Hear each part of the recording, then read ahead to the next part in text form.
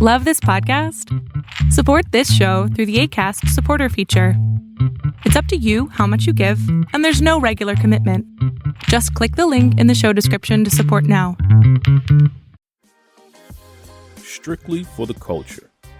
Brothers and sisters, you have seen the t-shirts, the hats, the hoodies, the mugs in the hands of some of your favorite pro wrestling stars, podcasters, and influencers out there. And now it's time. Visit strictlyfortheculture.ca and you too can be part of the movement. Bigger than sweatshirts and commercial success, Strictly for the Culture aims to build with like-minded people and elevate their position in the world through knowledge, self-love, and a desire to unite. So what are you waiting on? Visit strictlyfortheculture.ca. Do it for the love. Do it for the knowledge. Most importantly, folks, do it strictly for the culture. You're locked in. Look at what we have here, folks. To the only show that matters. The cream of the crop. Duke loves wrestling. And there is no one that does it better than your host. I have come here to chew bubblegum and kick ass. The Duke. And I'm all out of bubblegum.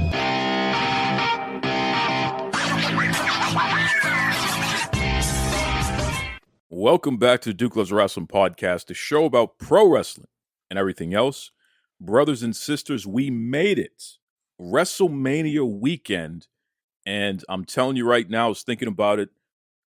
Who better to discuss my picks for who's going to win, who's going to lose, all that good stuff for WrestleMania weekend than the birthday boy, the man who just celebrated a milestone birthday, the pride of New England, our favorite brother here, Mr. Danny G. Danny G, what's up, bro?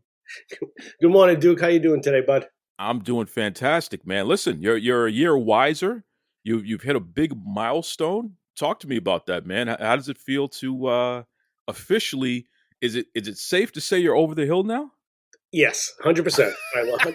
100%. Yep. I've hit the big 50. I'm 50. I'll be celebrating probably my 42nd year of watching wrestling of my life now. So yeah, I'm officially over the hill. I'm one of those crabby old men that you see at the deli now. You know. So this is now, you know what happens now. Once you hit 50 plus, you can start telling people what you really think, and you know, there's no filter anymore. You're too old to have a filter now. Oh, come on, Duke. You know I've never had a filter to begin with. Exactly. And I mean, no, you're right. Now I can say what I want and whatever I want, you know. But hey, age is just a number. I mean, if you ask my wife, she'll tell me I'm 15 years old. So, you know, it is what it is. It is what it is. It is. And listen, you're not going to need a filter for this conversation because WrestleMania weekend, just, you know, for me personally, this is the biggest holiday of the year. It rivals my birthday for me because I've always had fond memories of WrestleMania. I've watched every single one of them. It matters to me. It's a big deal. So I'm so happy to finally get to this point. And listen, it's the day before WrestleMania, folks. You'll be hearing this today, Friday. But I'm so happy to get to this point that I don't even know how to explain my emotions because there's a calmness and a joy that will just continue to build, especially when the action starts. And it's going to be there at least until Tuesday night when NXT finally comes off the air for that episode. Because we go right into the new WWE calendar, so to speak. Everything resets, new storylines begin, et cetera, et cetera. So this is the end of this the most historic year in WWE history. WrestleMania ends that. So that's my story, Danny G. What's your story? What is WrestleMania and really this entire weekend? What does this mean to you? You know, wrestling is the thing. I can honestly say it keeps me young. And, you know, talking about old, you know, my birthday or whatever. Yeah, it is, you know, age is just a number. But wrestling is the one thing that keeps me young. And my fond memories, I didn't get to see the first WrestleMania in '85 because that was, that was different. The whole closed circuit thing and everything. There was no pay-per-view back then. And then I did get to WrestleMania 2 at the old Providence Civic Center, which is now the AMP, and saw it on the on the screens over there. They basically set up a movie theater, and you bought tickets and you could go and you could watch. And then so I get to see that one. And then WrestleMania 3 is probably where I really started with the fond memories, because I remember going over to my best friend's house at the time and just being in awe of that card, seeing that large crowd there, watching the matches. Every single one of them was a great match. You had Macho Man against Ricky Steamboat. That was a classic. And of course, ending with Hogan Andre was another good one. That was Rowdy Piper's first official retirement match, which was excellent. Brutus the Barber Beefcake kind of came out of that WrestleMania 3. So there was a lot of really good things. And, wrestling for me, and I've said this a lot, in the group chats that we have, Duke and stuff, for me, it's something that it kind of brings family. I'm loving it now. My middle son is huge into wrestling now. Huge. He was at SummerSlam last year in Detroit. He goes to school in Michigan. His best friend lives in Chicago. He went to go see Survivor Series and got to see, he was there in person when CM Punk came out and sent me a video, and it was like, you could see the building shaking, and, he was just loving every minute of it. And now when they come around, I take my daughter to the events with me, and I've told you this story the last time, but we went and it was in Boston after the show was done. They do a couple of dark matches afterwards, and they were doing the first one, and we had really good seats, so you could kind of see everything that was getting set up.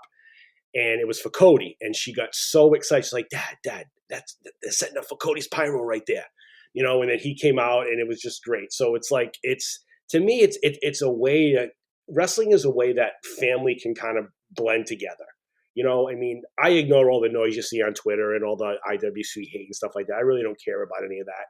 I just enjoy the fact that I can sit down, and my kids won't be with me at this point this year, but you can sit down, you can watch wrestling, you can enjoy it as a family, and at the end of it, you can just move on, because ultimately it's a story. It's like a movie, and it's like it's my male soap opera, I guess. So wrestling is family to me, and that's why it means a lot to me. And this weekend, what WrestleMania has become from WrestleMania 1 in 1985 to WrestleMania 40 now, it's gone from basically like a glorified house show to, second to probably Super Bowl weekend, if you think about it. Well said. Well said. I love that. So you have the entire family involved, so to speak here. Pieces of your childhood have become pieces of the childhood of your children. And hopefully they'll continue to pass it down as well, right? Absolutely. Yeah. Well, the one thing that I did leave out is one of my fondest memories growing up is, they used to come around once a month growing up. They would go to Boston, they would go to Providence, they'd go to Worcester.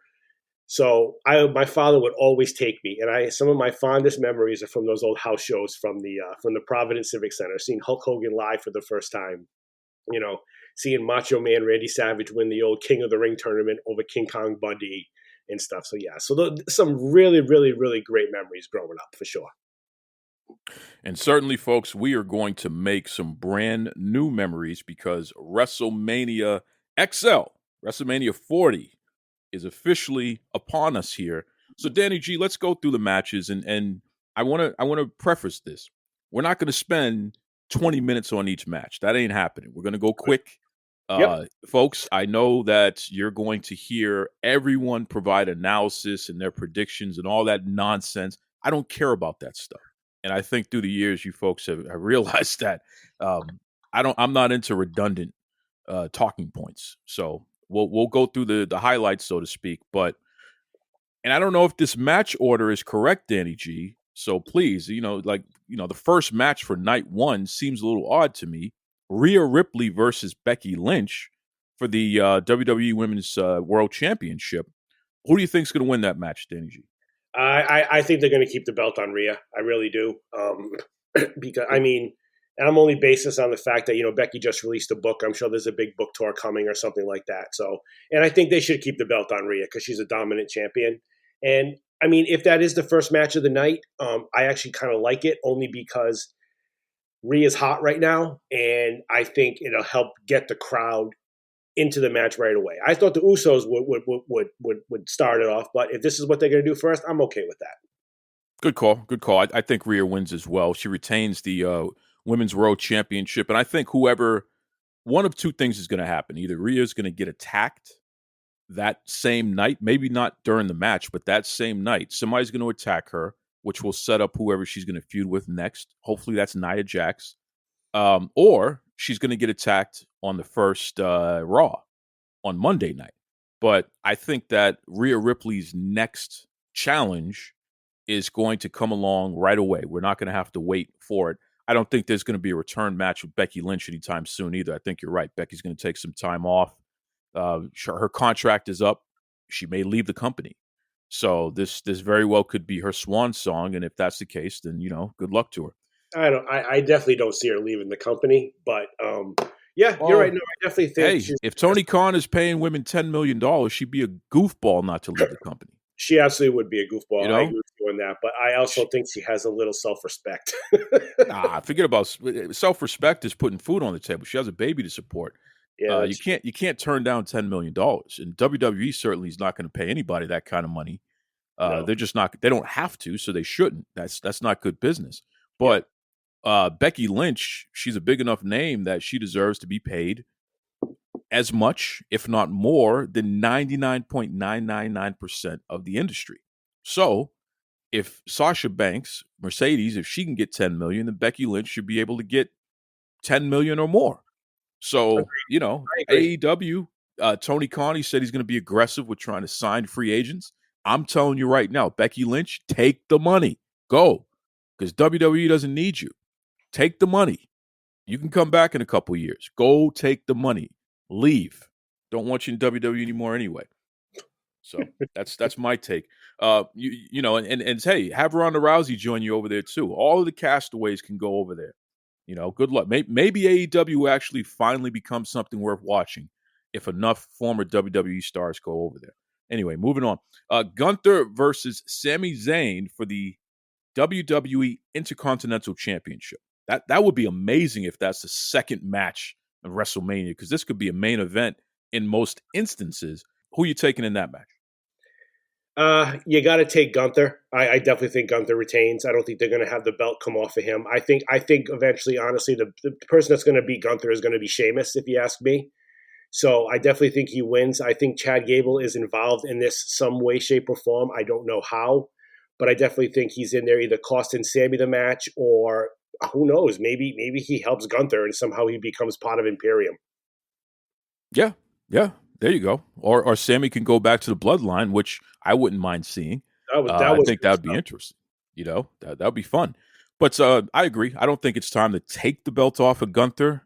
I don't necessarily see Gunther losing the belt. I think he may forfeit the belt and focus on the Raw Championship going forward. I agree. You know what I mean? I don't necessarily think you have to beat Gunther. He's been so dominant. Why bother? You know what I mean? But if you're going to do it, though, he's got to slip on a banana peel. It's got to be something quick. Maybe a Bobby Lashley or somebody just comes in, takes him out quick. It's over. Yep. But I agree. With that, Duke. I do, as I think it makes him look dominant, and he can head into the World Championship picture without looking flawed. Yeah, which makes sense for sure.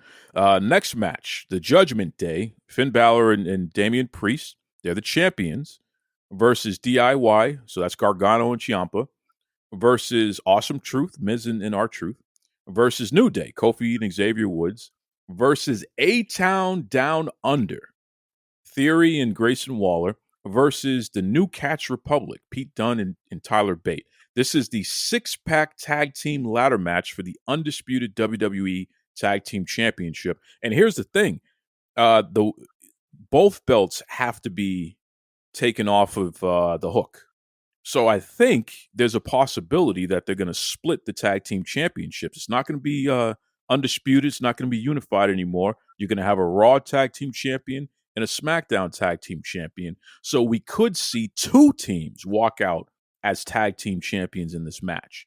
With all that said, if you can remember everything I just said, who do you think's going to walk out champions there, Danny G?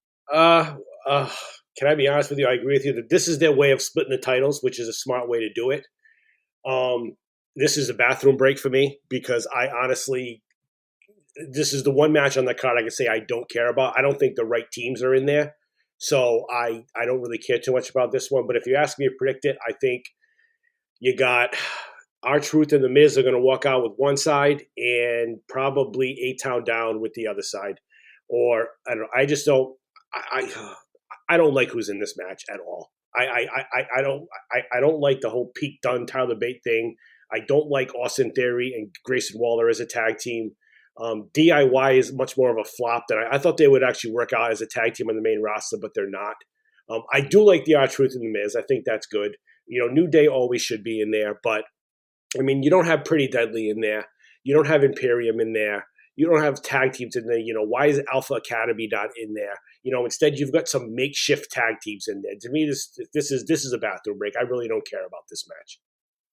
Yeah, which, it's WrestleMania. It's long, 2 nights. So bathroom breaks have to be in there.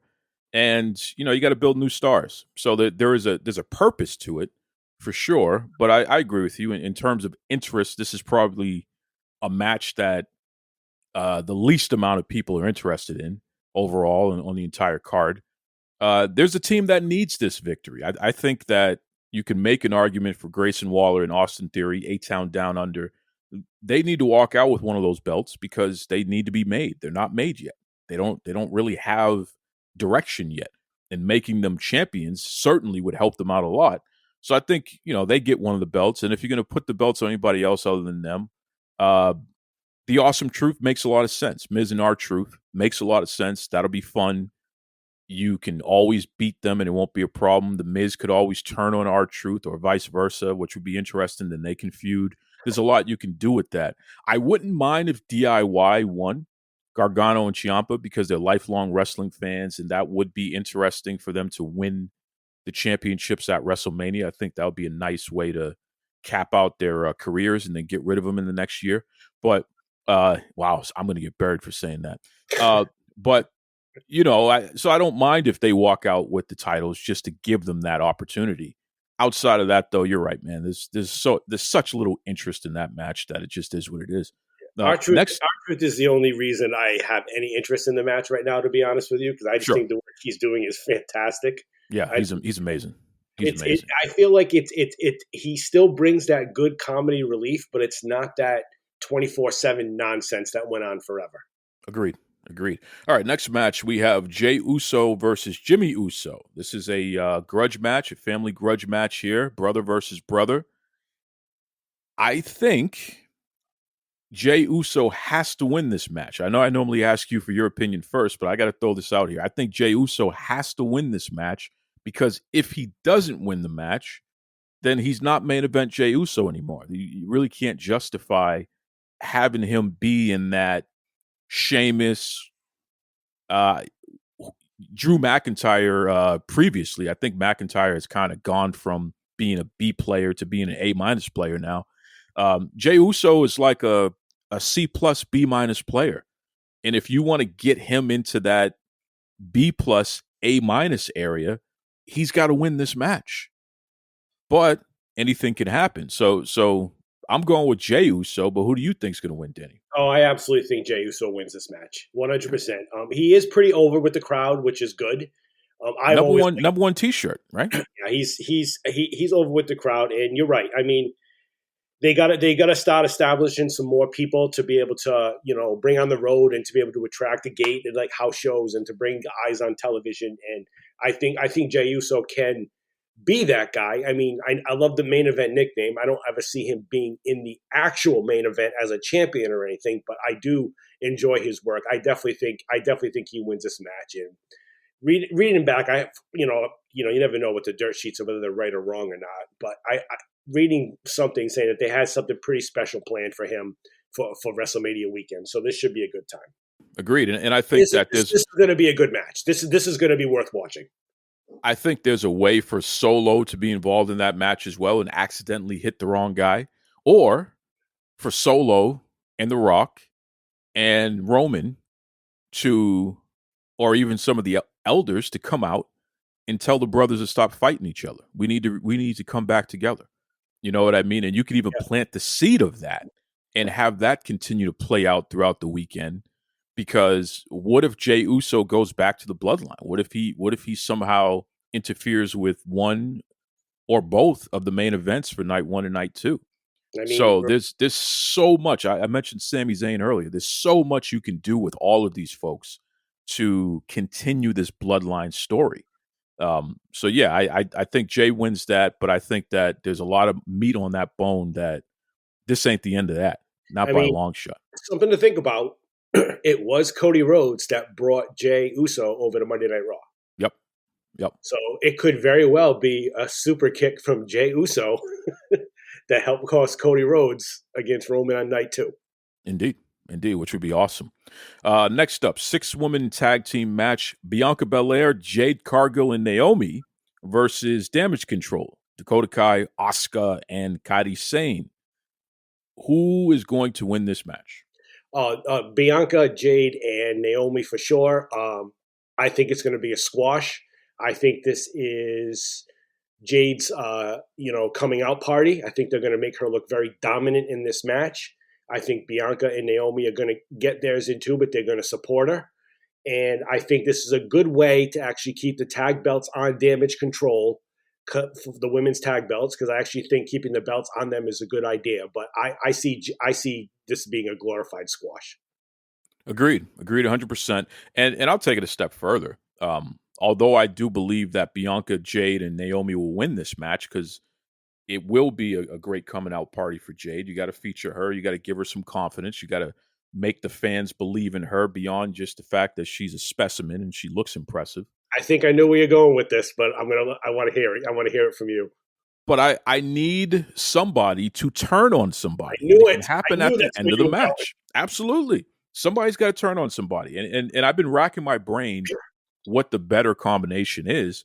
On one hand, if Bianca turns on Naomi and then Jade sees that happen and then she joins in as well and they both just beat the hell out of Naomi, that would be fantastic, because you could establish a heel tag team right away because Naomi's beloved.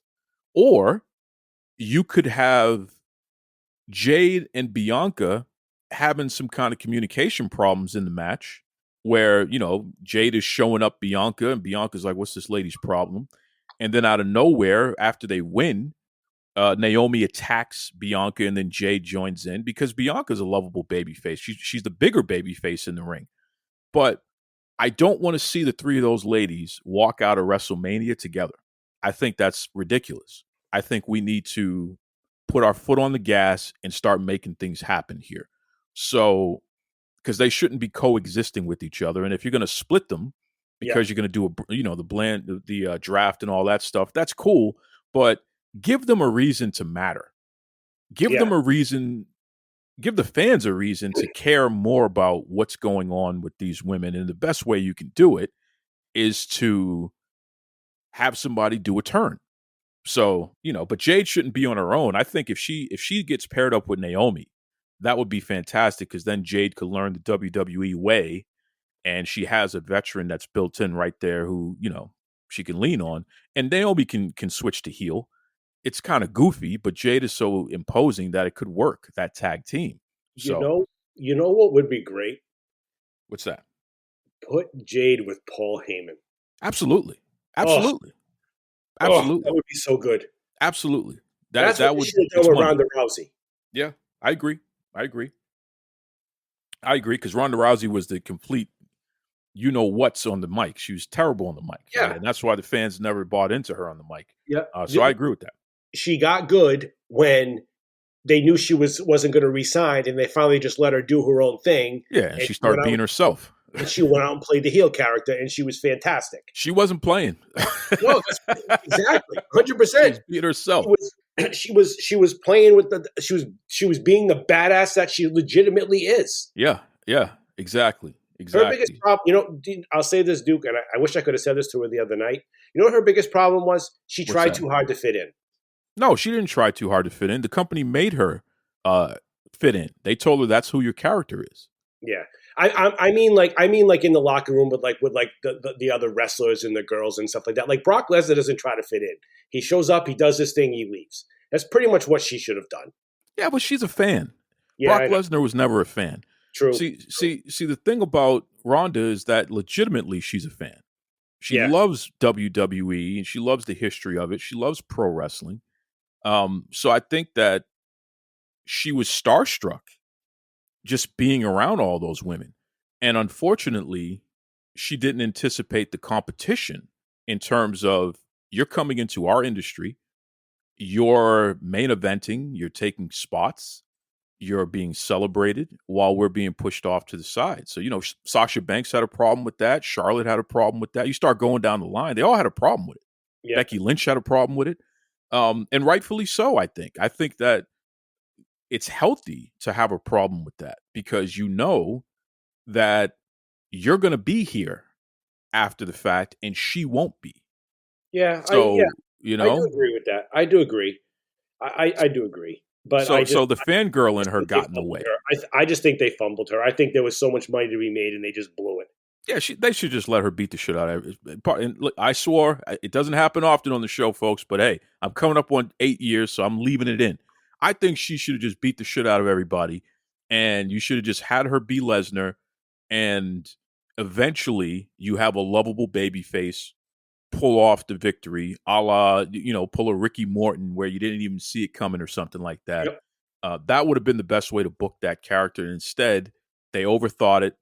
And it didn't make sense in terms of from a creative standpoint. But because Ronda Rousey is Ronda Rousey as a brand, it still made money.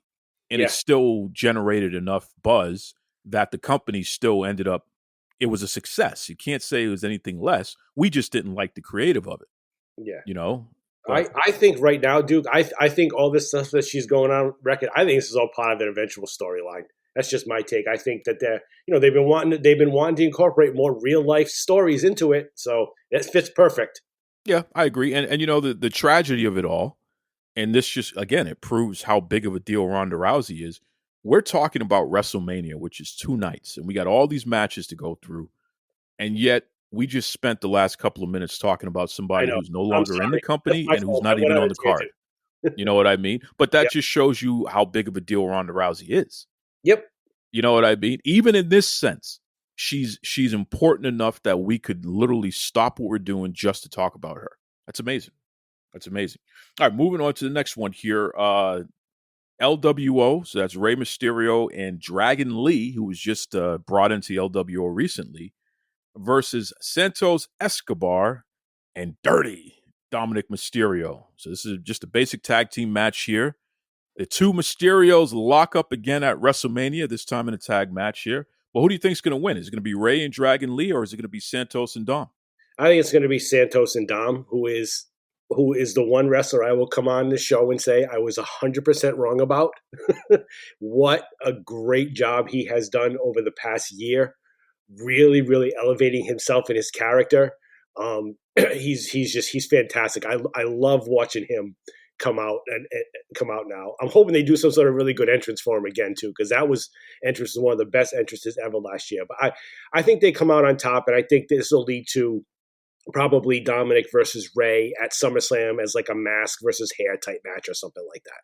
Sure, or a retirement match, either or. I first of all, I agree with you. I think Santos and Dom have to win this match. It just makes sense. I like Santos a lot too. I mean, I'm not always, Sure. He's a smaller guy and whatnot, but I enjoy him. I think he's really good. He's really good in the ring. He is what I had hoped Andrade would be. 100%. I had hoped that Andrade would be a bigger deal that we could care about. And Santos, I never wanted to care about him, but it was hard not to care about him because you're absolutely right. Cuts great promos. Yeah. He looks great. Facials are great. When the match is going on, he can wrestle his what off. He's fantastic. So shout out to Santos. And Dom, he can go with the big guys. That's he what can I go with the big like guys. to see. Exactly. And with Dom, I mean, goodness gracious. give me LA Knight and Dom for the IC title. I want that feud.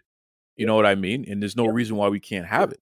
Well, So you know my take on Dom. I want him to take the NXT title so Obafama can take it off of him. yeah, Obafemi, yeah, that would make sense too. And I think that there's a path to get to all of that. I think that makes a lot of sense. So yeah, so Dom and Santos. Yeah, Dom Mysterio, I think, is this generation's Randy Orton. Agreed. Where I think he'll be with WWE his entire career. He won't go anywhere else, and he will be over no matter what role he is for the next 20 years. Yeah. He's getting into that level of he's only a couple of world titles away from being a Hall of Famer. And that sounds ridiculous. And I know somebody listening right now is going to say, Duke, you're going too far. But I'm not. That's how over this kid is already. It's long-term thinking. It's long-term thinking. It's the truth.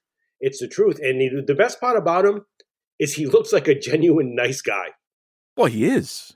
And I think I'm going to take it a step further than that. Not only a nice guy, I think he's a gentle guy. Yeah. I think he legitimately is a gentle human being.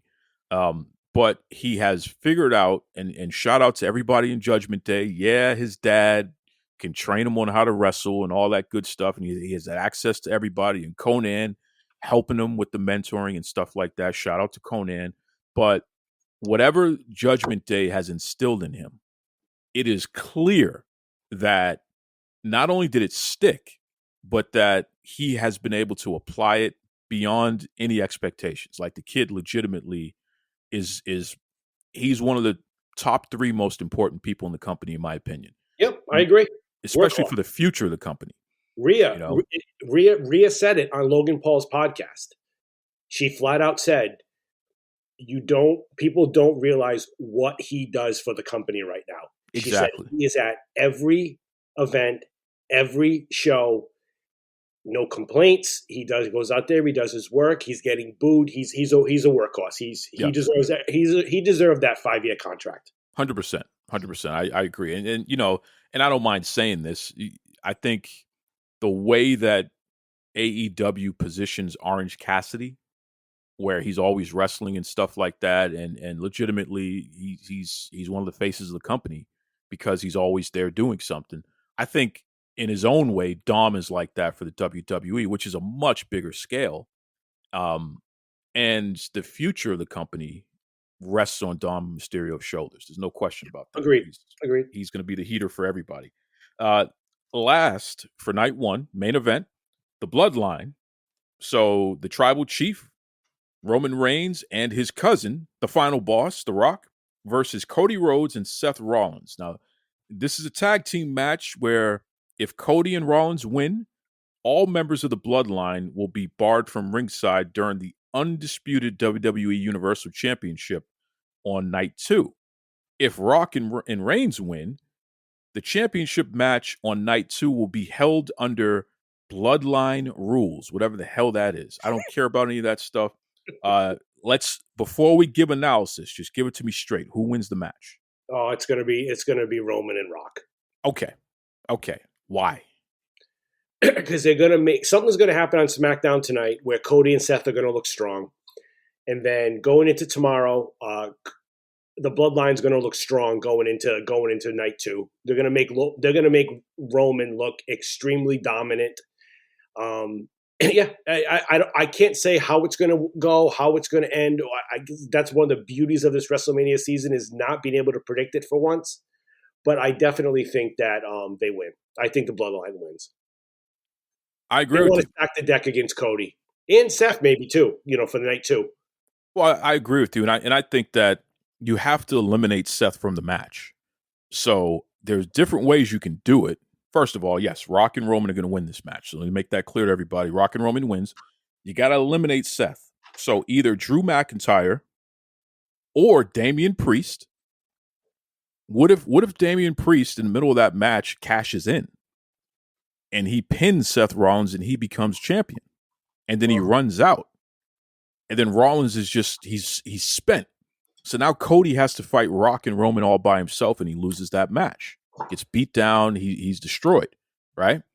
You could do it that way. You could do it another way where Rollins gets distracted and he runs out and doesn't make it back in time and Cody gets beat down, you could have Rollins turn on Cody because Cody hits him by accident or something. And then Rollins like, forget this. I got to defend my title tomorrow, and just walks off. So there are ways to do it, but I know Seth Rollins cannot be in a position where he can help Cody Rhodes all the way to the end of that match. That does not make any sense. You got to eliminate him.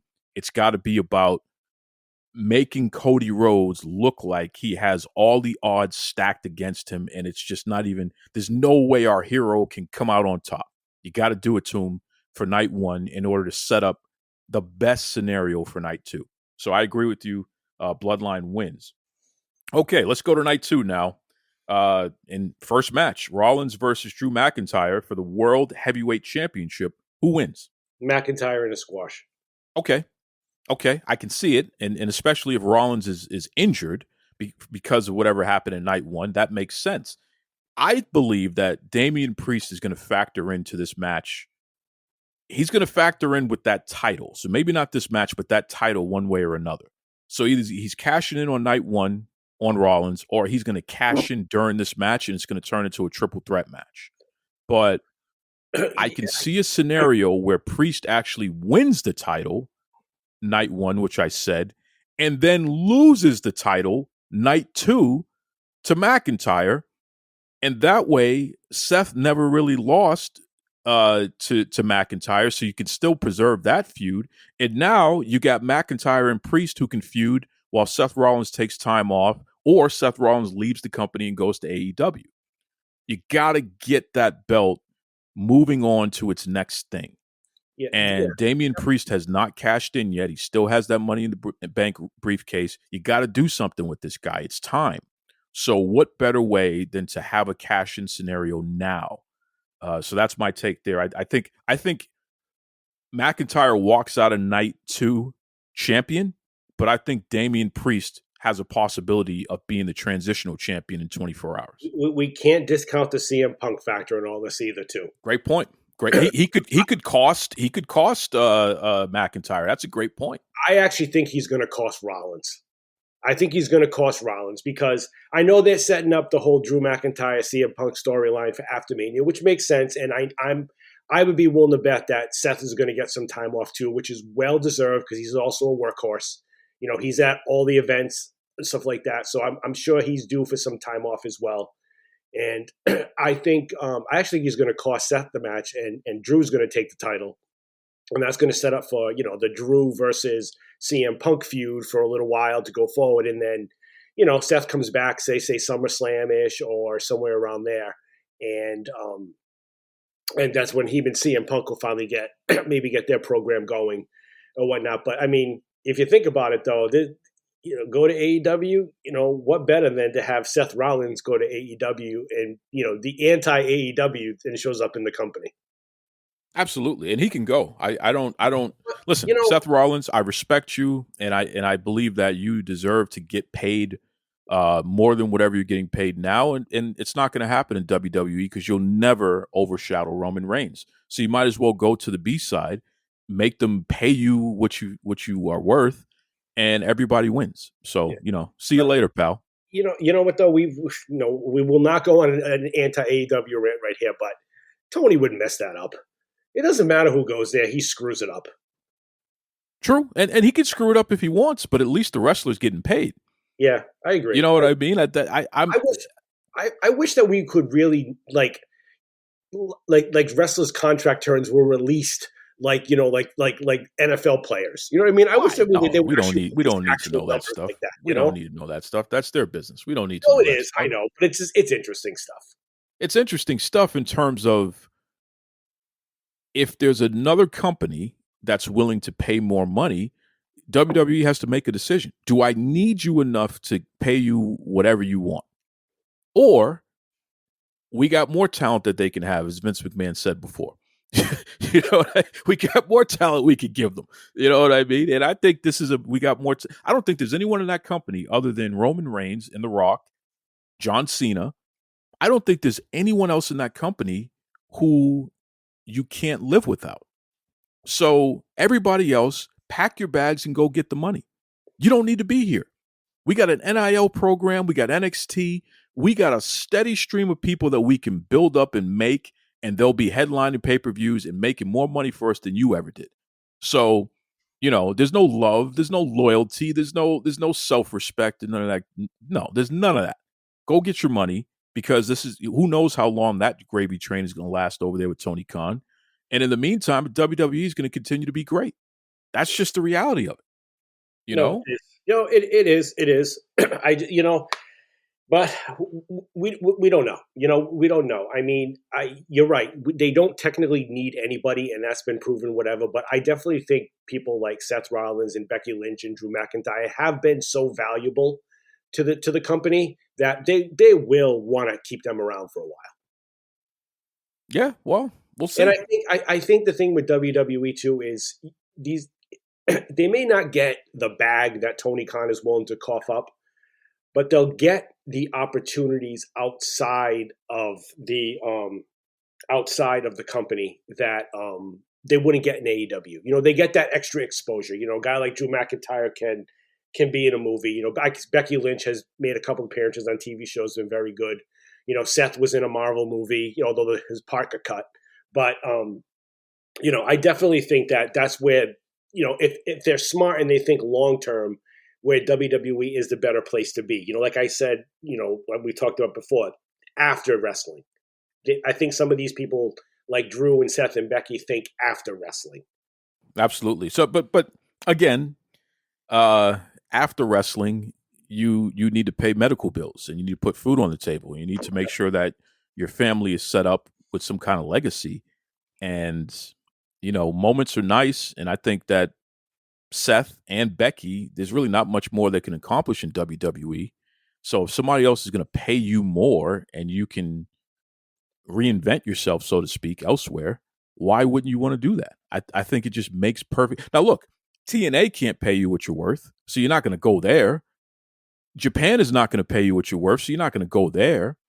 But if Tony Khan, with his irresponsible, non-ability to manage a checkbook properly if he's willing to just flush money down the toilet, then brother, you better go in there like Mr. Clean and get as much as you can. Yeah, and wipe your ass with the money he's giving you. Absolutely.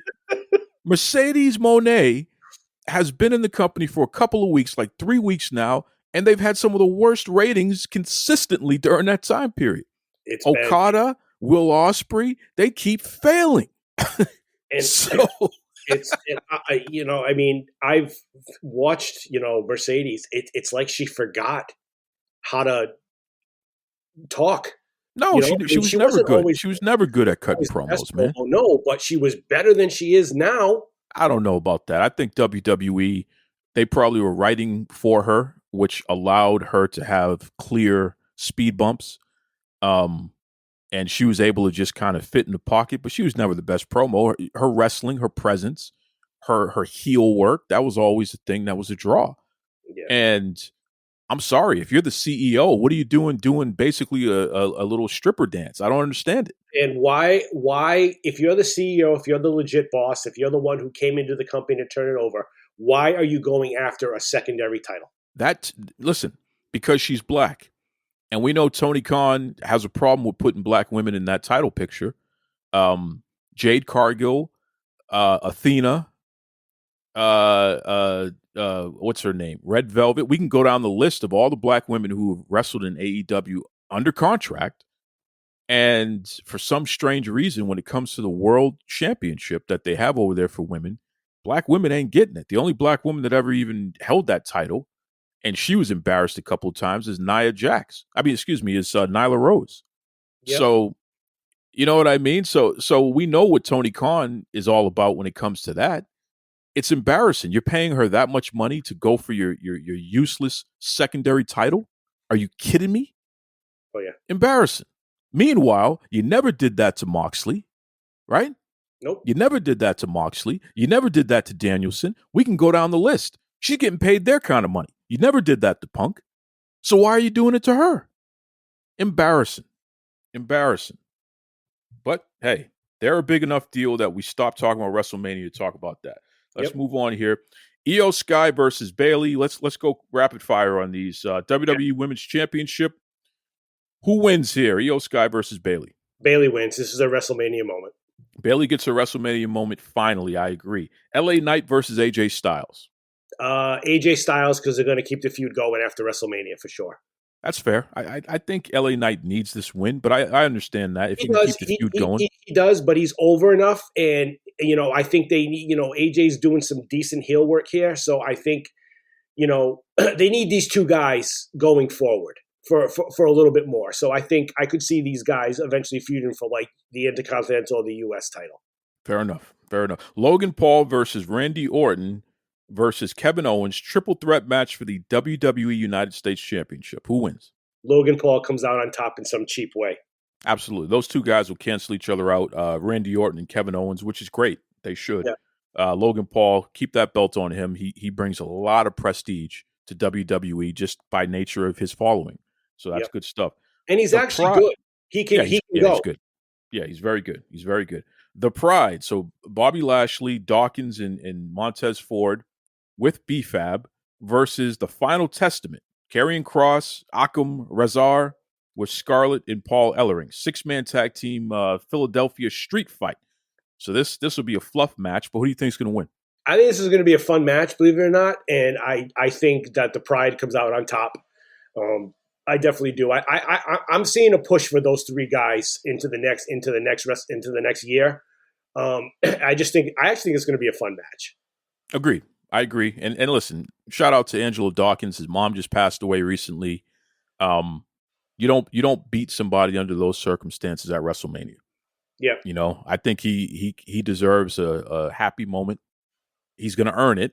You're not giving it to him. He's going to earn it. But I think that he deserves a happy moment given the circumstances. And what better way than at the biggest WrestleMania ever, you come out victorious. So, the Pride definitely wins that.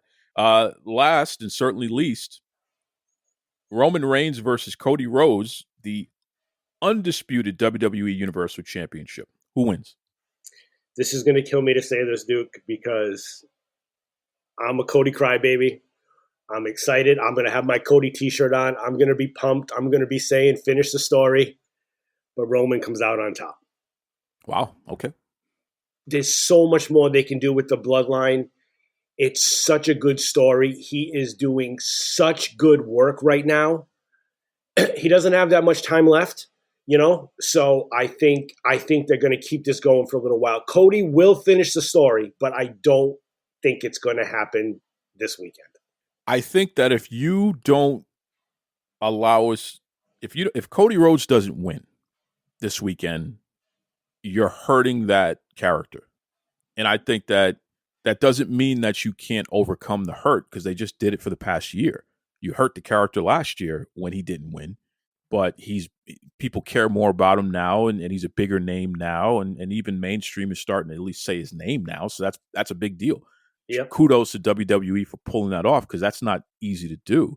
And certainly The Rock has helped, got you over the top with beating the hell out of Cody. So it allows people who are talking about The Rock to talk about Cody. So that's great. If you don't put the belt on him now, you're hurting that character. And I don't know if they can find a way to make Cody bigger without being champion. So for that reason, I believe that they are going to make Cody champion, but Cody's not going to hold that belt for long. I think he loses that title before the year is over. We're not going into WrestleMania with Cody Rhodes being the Universal Champion during his first title reign. He might lose the belt and then get it back, but he's certainly not going to be champion without being interrupted for the next year. I don't see that happening because he's just not big enough. And despite the fact that he's made some strides, he's just not big enough, So I agree with you. I can see a path where they do have Roman retain and him and The Rock battle for that belt, but you're going to hurt that character, and you're going to make it more difficult for yourself if you don't give Cody something. You got to give him something, man. You can take it off him right away, but you got to give him something, man. Yeah, so that's why I think Cody's going to win. And the one thing we'll say as we're getting close to wrapping up here is, I think you'll agree with me on this. the beauty of this WrestleMania is actually not knowing. We're giving our opinions. We're talking about what we think will happen, but we for once don't know. I mean, even in the main event, like in my back of my head, I'm saying, all right, this is how it's going to end. You know, Cody's going to have Roman, Cody Cutter 1, Cody Cutter 2. He's going to go for the third one, just like last year. And there's Solo. Solo's going to be there to go to spike him. But The Rock's going to step up, block it, point to Cody and say, finish the story. And that's how it ends. But that's too predictable. I don't know what's going to happen this year. I honestly don't know. I love it. I absolutely love it. Absolutely. Danny G, what's the best way people can keep up with you and all of your musings? I'm at Wicked Smart on the old X, pretty much. And, Daniel F. and Garvin on Instagram, where I just kind of post pictures of my family and, pictures of me with Trish Stratus and Ronda Rousey. But other than that, again, I'm on social media. I like to have fun. I'm not going to block you. I may not agree with everything everybody says, but I like to have fun on there. It's kind of what I do to help myself relax. This is Tony Schiavone, and we're desperately out of time on Duke Loves Wrestling.